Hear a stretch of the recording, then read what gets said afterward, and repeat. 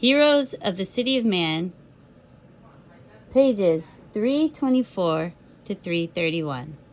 Pieces of the puzzle, scenes 2 through 4, and Exodus. We have already examined some aspects of the encounter between Oedipus and Creon that takes place at the beginning of scene 2. This is not merely a personal quarrel, however, and it is important to notice its political dimensions. Oedipus accuses Creon of planning to overthrow him and seize his throne, and as the quarrel proceeds, the question of Oedipus's tyranny is raised. Shepard's more literal translation is again useful here. Creon: Come then, what is your will, to cast me forth? Oedipus: Not so, my will is death, not banishment. Creon: Still so unmoved? Can you not trust my word? Oedipus: No, you must prove the folly of ambition. Creon: Have you such wisdom? Oedipus: I can play my hand. Creon: But should play fair with me? Oedipus: Who are so false? Creon: If you are blinded. Oedipus: Still, I must be king. Creon: Better unkinged than tyrant. Oedipus: Thebes, my Thebes. Creon: My Thebes, as thine. Both are her citizens. This rapid-fire dialogue is dramatically powerful, but the artistry of Sophocles is such that he can develop significant themes in the midst of his heated argument. Our first impression has been that Oedipus is tyrannous in the neutral sense of being a benevolent autocrat. But these lines leave us wondering if he is tyrannous in the sinister sense, for he insists on being king, even if blind, and he virtually claims Thebes as his own personal possession. The tyrant, not Creon, will end up proving the folly of ambition. As their conversation reaches a pitch of intensity, Jocasta makes her first appearance, and her arrival is a dramatic turning point of the play. She breaks up the quarrel by reminding the two men that Thebes is sick. As she speaks with Oedipus after Creon's exit, she sparks sickening memories in her husband's son. Jocasta believes she has learned from experience that oracles cannot be trusted. There was an oracle once that came to Laius, that it was fate that he should die a victim at the hands of his own son, a son to be born of Laius and me. But see now, he, the king, was killed by foreign highway robbers at a place where 3 roads meet, so goes the story. And for the son, before 3 days were out, after his birth, King Laius pierced his ankles, and by the hands of others cast him forth upon a pathless hillside. So clear in this case were the oracles, so clear and false. Give them no heed, I say. Jocasta is unwilling to cover her impiety as her husband does with a show of public worship. For her, oracles are worth nothing. Jocasta's rejection of prophecy is too much for the chorus. Tiresias may be wrong, but not the gods themselves. They issue a rejoinder to Jocasta. May destiny ever find me, pious in word and deed, prescribed by the laws that live on high, laws begotten in the clear air of heaven, whose only father is Olympus. Importantly, the antistrophe responding to this passage speaks of the arrogance that leads to tyranny. In Jocasta's rejection of prophecy, the citizens see not only blasphemy, but the potential for political oppression. Politically as well as religiously, it is safest to hold God as our protector. Ironically, Jocasta's proof for the unreliability of oracles proves the opposite, for it begins to unravel the riddle of Laius's murder and Oedipus's identity. Oedipus recognizes a setting of Laius's death, a place where 3 roads meet. At the very moment his identity begins to be revealed, there's another pun on Oedipus's name. Oedipus can, as we have seen, mean swollen foot for the moment. He fails to make the connection with Jocasta's story about her son's bound ankles. Oedipus, however, also puns with the Greek words for know where, Greek oida pu. So it is fitting that Oedipus's search for himself, for his true identity and name, is bound up with knowing the place of his birth. And here, when the first dim recognition begins to flicker in his mind, it is because he recognizes Jocasta's description of the place where Laius was killed. 3 roads meet in one place. Where have we heard something like that before? Again, are we are in the realm of the one and the many. The location of the murder matches the Sphinx's riddle that described man as one place, that is also three, and also points to Oedipus himself, the one man who is son, husband, and father-brother. Oedipus's discussion with Jocasta continues to revolve around the one and many. Oedipus's hope is that the report is true and that Laius was killed by a group of marauders. If there were several, clearly the guilt is not mine. I was alone. He has not yet considered the possibility that being one and alone, he was still many. Jocasta's story then puts the lie to her skepticism about oracles, and Oedipus is forced to concede. I have a deadly fear that the old seer has eyes. The nature of the gods also begins to dawn on him. What net has God been weaving for me? He asks. And when the identity of the murderer is confirmed, he asks, if I was created so, born to this fate, who could deny the savagery of God? Even Jocasta, for all her impiety, goes through the motions of offering branches and incense to the gods, yet in spite of having a glimpse of the horror of knowledge of the terrible secret that he is uncovering, Oedipus cannot leave the truth hidden. He cannot be prudent like Tiresias or a Jocasta. Relentless in pursuing the quarry, he calls for the shepherd who is the one survivor of the assault on King Laius. While Oedipus and Jocasta wait for the shepherd, another messenger from Corinth appears, looking for Oedipus. He will enable Oedipus to know where he comes from, and will begin to reveal the second of Oedipus's crimes. The messenger claims to have good news for the royal couple of Thebes, though the news is tinged with grief. For the messenger, the good news is that Oedipus is being asked to come to Corinth to succeed his father, Polybus, as king. But Jocasta does not rejoice because Oedipus will become king of Corinth. She is happy that her father-in-law is dead. Yet this news of your father's death is wonderful.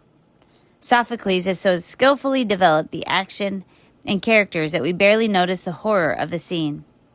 Jocasta's relief and joy at the death of a father seems perfectly natural. In her own way, she repeats the original murder of Laius, an assault on the father. Oedipus's other crime is dimly mirrored in Oedipus's reaction. Wonderful that dad is dead, he agrees, but I fear the living woman. The message also leads Oedipus and Jocasta into another loop of the religious roller coaster they have been riding. Jocasta loses every trace of her newfound piety and mocks oracles. O oracles of the gods, where are you now? It was from this man Oedipus fled, lest he should be his murderer. And now he is dead in the course of nature and not killed by Oedipus. She draws a logical conclusion. If oracles are unreliable, then luck, Greek tiki, not the gods, governs all. If that is true, we have nothing at all to guide us, and one way of living is as good as another. Trying to calculate consequences, whether from oracles or reason, is useless. Best to live lightly as one can, unthinkingly. Oedipus, who shortly before had begun to believe Tiresias, now dismisses the seers who look to the birds screaming overhead.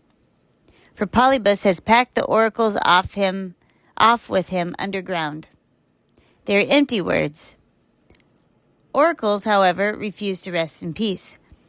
The messenger has another message to bring, though he seems to delight in making it difficult for Oedipus to extract it from him.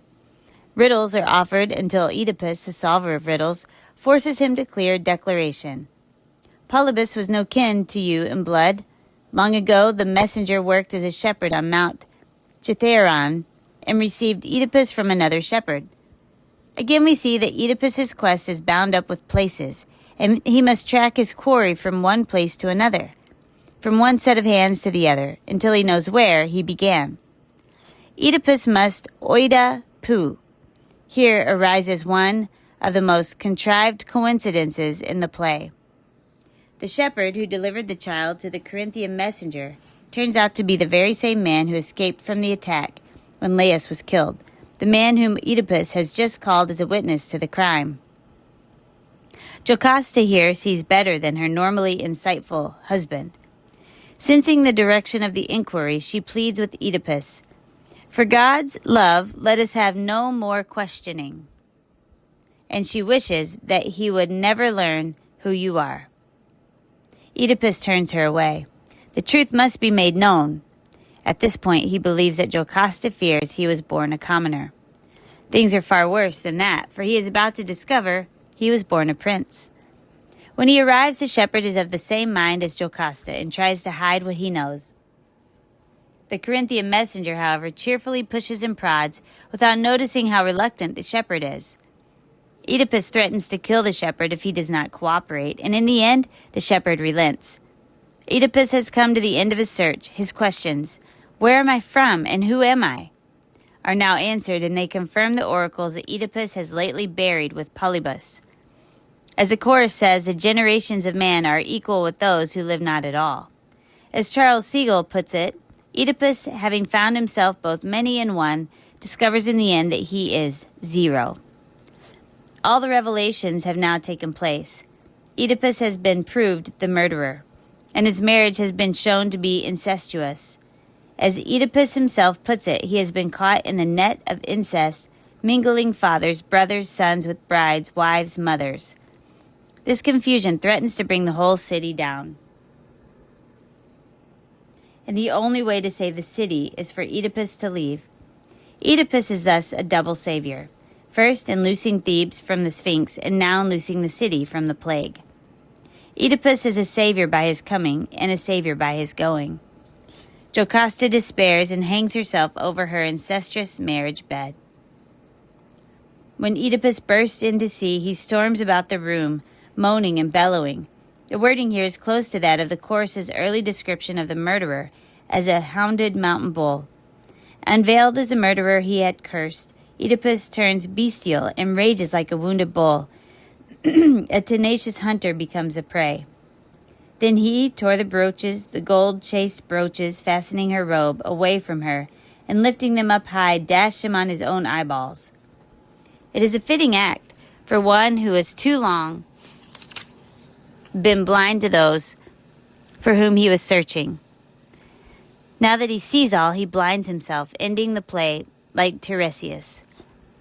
Miserable and pitiable as Oedipus is when he emerges from the house, blood still dripping from his vacant eyes, he still commands the situation. Typically, Oedipus apparently thought through his act before performing it. I do not know with what eyes I could look upon my father when I die and go under the earth, nor yet my wretched mother, to those two to whom I have done things deserving, worse punishment than hanging. Would the sight of children bred as mine are gladden me? No, not these eyes, never. And my city, its towers and sacred places of the gods, of these I robbed my miserable self when I commanded all to drive him out. The criminal sins proved by God impure and of the race of Laius. Deliberately transforming his body into a tight cell of misery, Oedipus exiles himself not only from Thebes, but from all human contact, from parents, children, city. There is a suggestion here that he sacrificed his eyes for the sake of the city so that her defilement might be cleansed. Chastened though he is, he still considers the good fortune of Thebes. Later he says that he wants to never let this, my father's city, have me living a dweller in it. Blinded, he is still savior.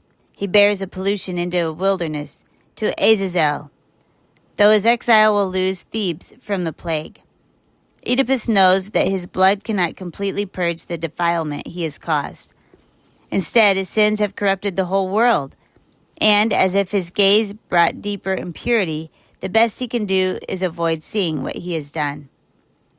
Not will the curse end with his death.